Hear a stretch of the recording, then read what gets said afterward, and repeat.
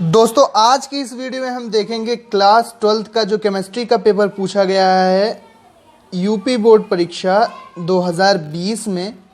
तो हम देखेंगे कि कौन कौन से प्रश्न पूछे गए हैं। तो सबसे पहले आप यहाँ पे देखेंगे कि यहाँ पे सारे इंस्ट्रक्शंस दिए जाएंगे, आपको निर्देश दिए जाएंगे। दोस्तों ये जो पेपर मैं आपको दिखा रहा हूँ, इसमें जो प्रश्न पूछे गए हैं इनका यूज़ आप एक तरह से मॉडल पेपर या मॉडल प्रश्नों की तरह कर सकते हैं। तो सबसे पहले हमारे बहुविकल्पीय प्रश्न दिए हैं। तो बहुविकल्पीय प्रश्नों में सबसे पहला जो प्रश्न है वो है कि एक ठोस ए अति कठोर ठोस तथा गलित अवस्था में विद्युत रोधी है और बहुत उच्च ताप पर पिघलता है, वह किस प्रकार का ठोस है। चार ऑप्शन दिए हैं आपके पास, आणविक ठोस है या आयनिक है या धात्विक ठोस है या सहसंयोजक ठोस है। दूसरा प्रश्न है निम्न में से न्यूनतम हिमांक वाला विलयन कौन सा है। ऑप्शन है potassium sulphate, sodium chloride, glucose या यूरिया। दोस्तों ये बहुविकल्पीय प्रश्न एक एक नंबर में पूछे जाते हैं। फिर हम देखते हैं गा प्रश्न है अगला बहुविकल्पीय प्रश्न, निम्नलिखित चार रंगहीन लवणों के विलयन पृथक पृथक मतलब अलग अलग परख नलियों टेस्ट ट्यूब्स में रखे गए तथा प्रत्येक में तांबे की एक पट्टी डुबोई गई, कौन सा विलयन अंत में नीला हो जाता है। तो चार ऑप्शन आपके पास यहाँ पर दिए हैं, तो ये आपको सेलेक्ट करके लिखना है। दोस्तों हम इस पेपर का सॉल्यूशन भी आपको उपलब्ध कराएंगे। अगर आप हमारे कमेंट बॉक्स में इसके लिए कहेंगे, अपना कमेंट डालिए कि इस पेपर का आपको सॉल्यूशन चाहिए, तो हम इस पेपर का पूरा हल आपको करके एक अलग वीडियो में दिखाएंगे। यहाँ पर हम आपको केवल प्रश्न पत्र दिखा रहे हैं, जिससे आपको एक आइडिया लग जाएगा कि प्रश्न पत्र में प्रश्नों में क्या क्या पूछा जा सकता है। शून्य कोटि की, और दोस्तों एक बात और ध्यान रखिएगा कि कुछ टॉपिक 2021 की बोर्ड परीक्षा में हटा दिए गए। हम जानते हैं कि 30% सिलेबस कम कर दिया गया है। तो इस बार इस पेपर में अगर वो टॉपिक्स जो पूछे गए हैं पिछली बार, तो उन टॉपिक्स को आप मत पढ़िएगा एग्जाम के लिए, जो कि 30% कम कर दिए गए हैं। तो यहाँ पर हम फिलहाल अभी पूरा पेपर देखते हैं। तो शून्य कोटि अभिक्रिया के वेग नियतांक का मात्रक क्या है। Litre second inverse, litre mole inverse second inverse, mole litre inverse second या मोल सेकेंड इनवर्स। अगला प्रश्न है सबसे अधिक क्षारीय एमीन कौन सा है।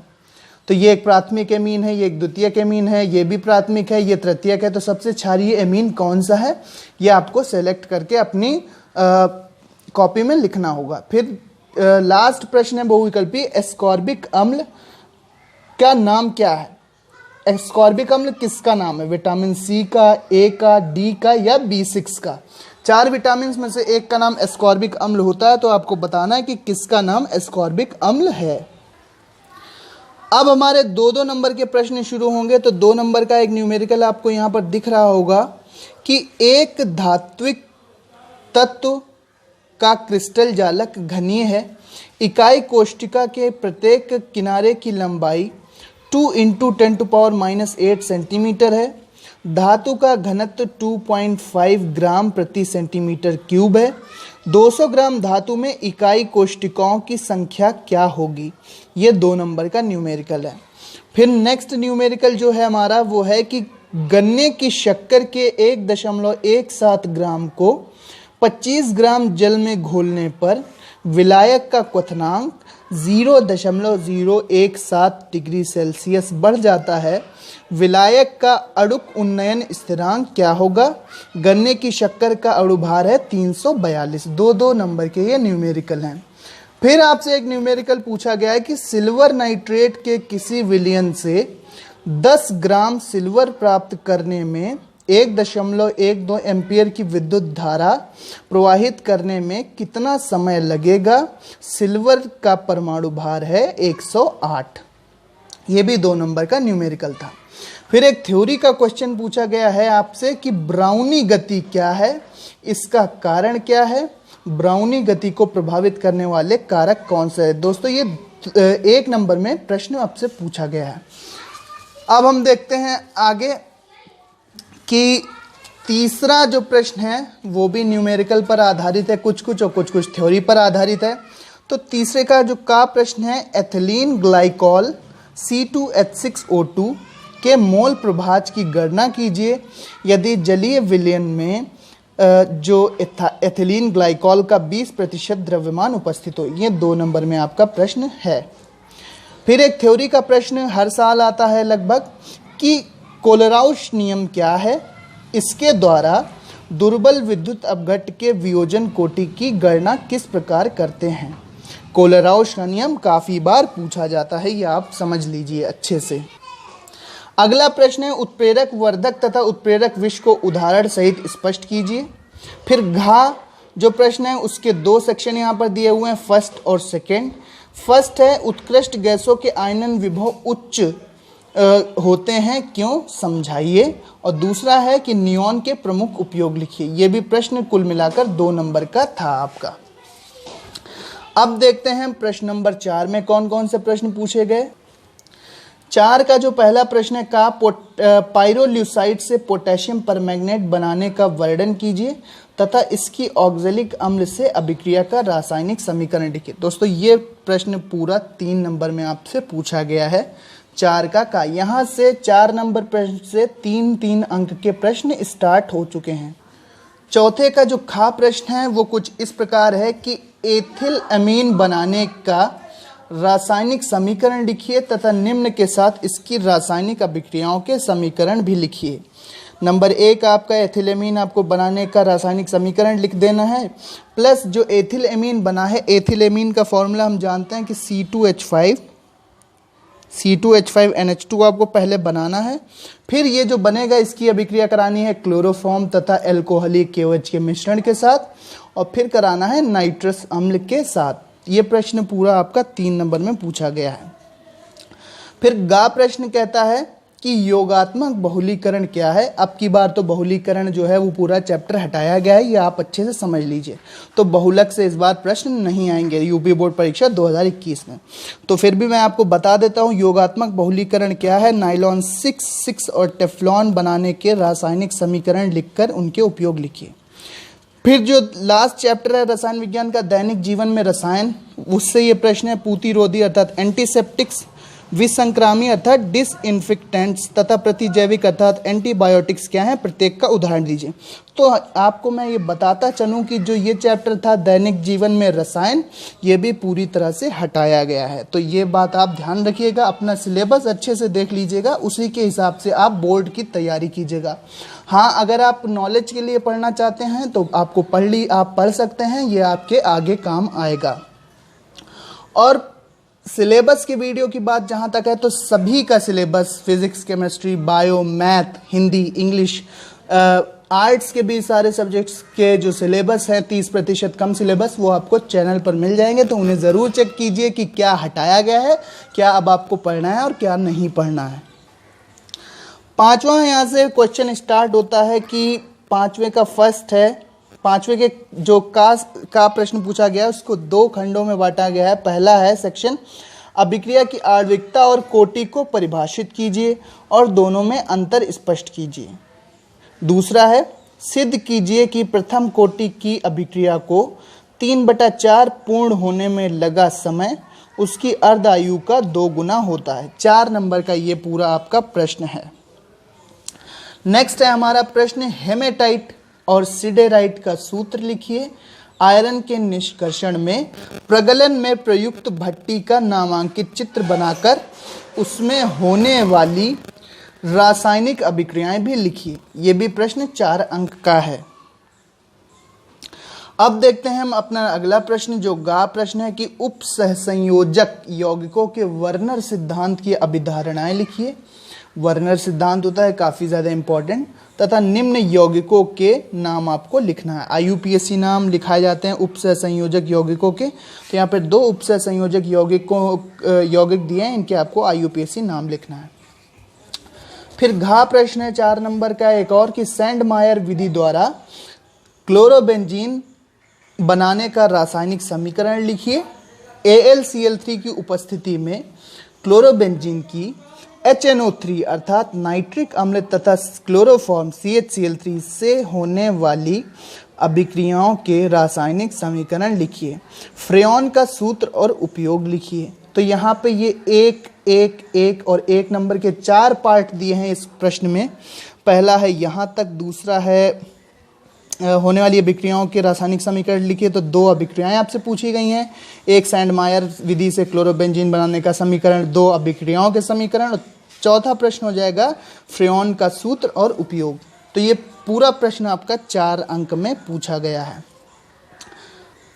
अब हमारा छठा प्रश्न स्टार्ट होता है, जो कि है पूछा गया है छठे का जो का प्रश्न है, प्राथमिक एमीन और एल्कीन से प्राथमिक एल्कोहल के बनाने, विरचन मतलब बनाना, की विधियां लिखिए तथा प्राथमिक एल्कोहल की निम्न के साथ अभिक्रिया लिखिए। प्राथमिक एल्कोहल को आप बनाएंगे किससे? प्राथमिक एमीन और एल्कीन से। ये आपको लिखना है विधियां, तथा प्राथमिक एल्कोहल जो बनेगा उसकी आपको रिएक्शन कराना है कार्बोक्सिलिक अम्लों अर्थात RCOOH और हैलोजन अम्लों HX से। और लिखा है एल्कोहल के प्रमुख उपयोग लिखिए। तो ये पूरा प्रश्न 5 नंबर का है, अथवा में आपको एक विकल्प मिल जाएगा, आप ये वाला प्रश्न भी कर सकते हैं, अथवा आप उसको ना करें तो इसको भी कर सकते हैं। अथवा में जो प्रश्न है वो है बेंजीन डाइएजोनियम क्लोराइड से फिनॉल का विरचन लिखिए, अर्थात फिनॉल को बनाने का समीकरण लिखना है आपको। फिर फिनॉल की निम्न के साथ होने वाली अभिक्रियाओं के रासायनिक समीकरण लिखिए। फिनॉल की आपको अभिक्रिया करानी है KOH की उपस्थिति में क्लोरोफॉर्म अर्थात CHCl3 से, CHCl3 और KOH यहाँ पर दिया हुआ है, इससे आपको अभिक्रिया करानी है। फिर NaOH से, और एक और अभिक्रिया है सांद्र HNO3 और सांद्र H2SO4 के साथ भी आपको फिनॉल की अभिक्रिया देनी है। तो ये पूरा प्रश्न आपका 5 नंबर का है। अब नेक्स्ट प्रश्न है छठे का खा कि क्या होता है जब, व्हाट हैपेंस व्हेन। आपको केवल रासायनिक समीकरण लिखना है। इसके आपके 5 पार्ट हैं। सबसे पहला आपको बेंजल्डिहाइड की क्रिया सेमी कार्बाजाइड से होती है, तो क्या होता है उसका रासायनिक समीकरण लिखना है। फिर कीटोन एथिलीन ग्लाइकोल से अभिक्रिया करता है, उसका आपको रासायनिक समीकरण लिखना है। फिर प्रोपेनोन को बेरियम हाइड्रोक्साइड के साथ गर्म किया जाता है, आपको उसका रासायनिक समीकरण लिखना है। फिर आता है आपका नेक्स्ट पार्ट, ऐसे टोटल 5 पार्ट होंगे क्योंकि ये 5 नंबर का प्रश्न है। फिर आता है हमारा जो पार्ट है वो है कुछ इस प्रकार से कि RCOOH अर्थात कार्बोक्सिलिक अम्ल को PCl3 के साथ गर्म किया जाता है। फिर 5वां पार्ट है बेंजल्डिहाइड को NaOH के साथ गर्म करते हैं। तो पूरा प्रश्न 5 नंबर का है। अगर आप ये वाला प्रश्न ना कर पा रहे हो, अगर आपको नहीं आता कि क्या होता है जब, तो आप ये कर सकते हैं कि एल्डिहाइड बनाने की 3 सामान्य विधियों का रासायनिक समीकरण लिखिए तथा निम्नलिखित क्रियाओं को लिखिए। कौन कौन सी क्रियाएं हैं? एल्डोल संघनन और कैनिजारो अभिक्रिया। तो आप या तो ये वाला भी प्रश्न कर सकते हैं क्या होता है जब, या फिर आप ये भी कर सकते हैं, जो आपको आता हो वो कर दें। अंतिम और लास्ट प्रश्न है आपका 7 का फर्स्ट पार्ट है, फास्फीन बनाने की प्रयोगशाला विधि का वर्णन कीजिए तथा इसकी कॉपर सल्फेट विलयन के साथ अभिक्रिया का रासायनिक समीकरण लिखिए। ये आपसे पूछी गई है। इसी का दूसरा पार्ट है प्रयोगशाला में सल्फर डाइऑक्साइड बनाने का रासायनिक समीकरण लिखिए तथा इसकी अम्लीय पोटेशियम परमैंगनेट विलयन से अभिक्रिया का रासायनिक समीकरण लिखिए। ये पूरे 5 नंबर का प्रश्न होगा। अथवा अगर आप वो ना करना चाहो तो आप ये कर पाएंगे, ओस्टवाल्ड विधि द्वारा नाइट्रिक अम्ल के निर्माण का वर्णन कीजिए, वर्णन रासायनिक अभिक्रियाएं देते हुए कीजिए और निम्न के साथ HNO3 अर्थात नाइट्रिक अम्ल की होने वाली अभिक्रियाओं के रासायनिक समीकरण लिखिए। किसके साथ आपको रासायनिक समीकरण लिखना है? कॉपर की अभिक्रिया गर्म व सांद्र नाइट्रिक अम्ल के साथ कराते हैं तो कॉपर के साथ देनी है अभिक्रिया। फिर फास्फोरस की अभिक्रिया सांद्र नाइट्रिक अम्ल के साथ करानी है, क्योंकि हमने ओस्टवाल्ड विधि द्वारा आपको कहा गया है कि आपको नाइट्रिक अम्ल बनाना है। फिर नाइट्रिक अम्ल जो आपने बनाया है उसकी अभिक्रिया आपको दो धातुओं के साथ देनी है, जो कि हैं कॉपर और एक धातु है कॉपर, और फिर आपकी अभिक्रिया करानी है फास्फोरस से। फिर खा प्रश्न है इसका 7वें का कि ग्लूकोज बनाने की 2 विधियों का रासायनिक समीकरण देते हुए लिखिए। इसकी हाइड्रोक्सिल एमीन और एसिटिक एनहाइड्राइड के साथ होने वाली अभिक्रियाओं के रासायनिक समीकरण लिखिए और यह बताइए कि इन अभिक्रियाओं से क्या प्रमाणित होता है। ग्लूकोज के प्रमुख उपयोग लिखिए। ये प्रश्न है आपका। इसमें 3 पार्ट हैं मेनली। अब अगर आप ध्यान से देखेंगे, यहाँ तक पहला पार्ट है, फिर आपका रासायनिक समीकरण लिखिए और ये बताइए कि क्या प्रमाणित होता है ये, और फिर ग्लूकोज के उपयोग 1 नंबर में है। 2 खंड 2-2 नंबर में है, और एक जो लास्ट वाला सेक्शन है ग्लूकोज के उपयोग का, ये 1 नंबर में है। फिर अगर आपको ये प्रश्न नहीं आता तो फिर आप ये वाला प्रश्न कर सकते हैं कि विटामिन क्या है, वसा में विलय विटामिनों के अणुसूत्र, रासायनिक नाम एवं महत्व लिखिए, और इनकी कमी से होने वाले रोगों के नाम भी लिखिए। यह प्रश्न थोड़ा आसान पड़ेगा, आप ये भी कर सकते हैं। 5 नंबर का पूरा प्रश्न है। दोस्तों एक बात यहाँ पर कहना चाहूँगा कि जो भी मैंने आपको पेपर दिखाया उसके सारे टॉपिक्स तैयार करने से पहले आप ये देख लीजिएगा कि अब आपके सिलेबस में क्या क्या चीज़ें हटा दी गई हैं, कौन कौन से टॉपिक्स हटा दिए गए हैं। क्योंकि जब तक आप सिलेबस को अच्छे से नहीं देखेंगे तो हो सकता है कि आप गलत चीज़ें भी पढ़कर एग्ज़ाम देने चले जाओ। तो ये अच्छे से इंश्योर कर लीजिए कि आपके सिलेबस से कौन कौन से चैप्टर हटाए गए हैं। जैसे कि मैंने सिलेबस वाले वीडियो में बताया है कि बहुलक और दैनिक जीवन में रसायन चैप्टर पूरा हट गया है। इसके अलावा सभी चैप्टर से कुछ टॉपिक हटाए गए हैं, तो वो सिलेबस वाला वीडियो आप ज़रूर देख लीजिएगा। Physics, chemistry, biology, Hindi, English सभी विषयों का मैंने सिलेबस का वीडियो बनाया है, क्योंकि 30% सिलेबस आपका सरकार ने घटाया है कोविड के चलते, क्योंकि टाइम से पढ़ाई स्टार्ट नहीं हो पाई है। तो ये था पूरा हमारा केमिस्ट्री का पेपर। मिलते हैं अपने नेक्स्ट वीडियो में। पढ़ते रहिए, आगे बढ़ते रहिए। Thanks for watching and listening me, and good luck for your future. Thank you and bye bye.